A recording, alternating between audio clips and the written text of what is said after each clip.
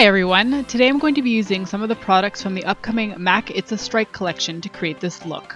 I'm first starting out by priming my eyes with Maybelline's Master Prime as well as Wet n Wild's Photo Focus Eyeshadow Primer.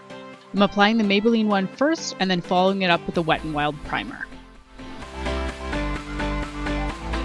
Because I'm going to be using a relatively pale color on my lids, I'm first applying some NYX Jumbo Eyeshadow Pencil in Milk and blending it out messily with my fingertips.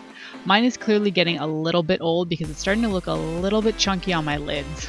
I'm then going in with MAC's Bowl Out eyeshadow and applying that with a fluffy, dense brush into my crease. You'll notice I'm using a lot of windshield wiper motions back and forth to just try to blend this into my crease area.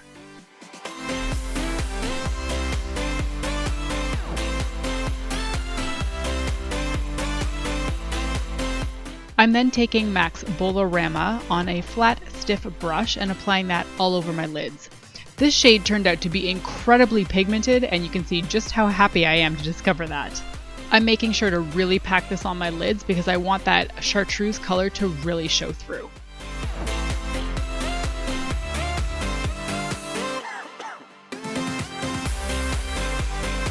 With a blending brush, I'm then taking MAC's 300 Game, which is a dark cherry color, and packing that onto the outer third of my lid. I'm using stamping and patting motions to blend that into the green, although I did find that I had to go back with the green shade to blend it into the dark red just to make it a little bit smoother of a transition between the two colors. This is a gorgeous shade, but as you can see, there's a lot of color in there, so start small and then build up.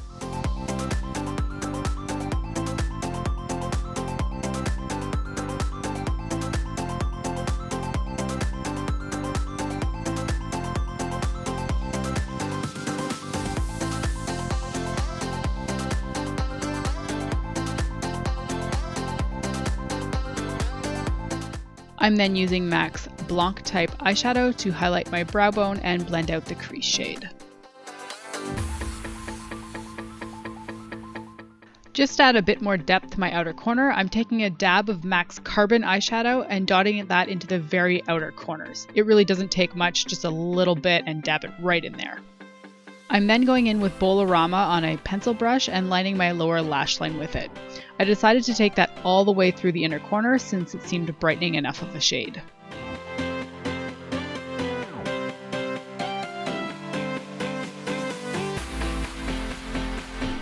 To finish up the lower lash line, I'm dabbing into 300 Game with the same brush and lightly blending that onto the outside corner of my eyes.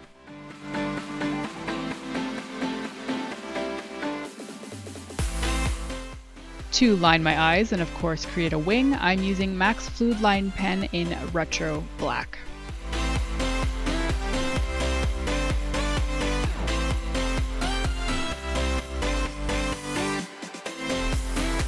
Moving on to the face, I'm first priming with Laura Geller's Spackle Hydrating Moisturizing Under Makeup Primer, and I'm just dotting that all over my face and then rubbing it in as if it were moisturizer.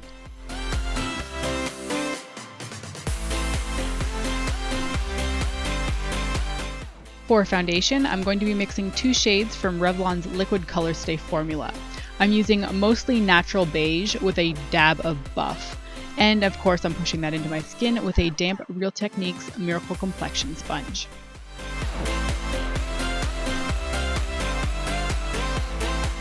For bronzer, I'm going in with the one that I've been using for the last month or so, and that's MAC's Refined Golden. For whatever reason, I think I went a little bit too heavy-handed with it this time because I ended up looking a lot more orange than I normally do, and have looked in previous videos using the exact same shade. So if you find this happening, just go over it with your foundation brush or sponge to buff out that extra color. For my cheeks, I'm using the Casual color in Blind Score. This is my first time using a casual color, and I was totally taken aback with just how pigmented it is. So I rubbed the excess off on my hand and went about blending it. And it turned into this glorious deep red wine shade on my cheeks, and I really love how good it looks.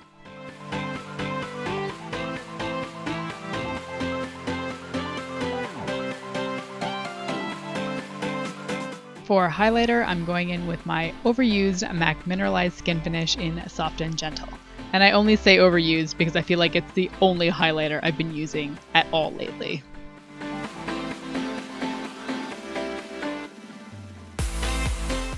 Moving back to the eyes, I'm filling in my brows with NYX's Micro Brow in Taupe.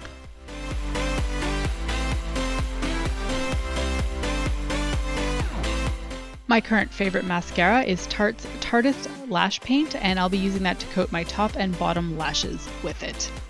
I also popped on a pair of House of Lashes Au Naturale lashes off camera.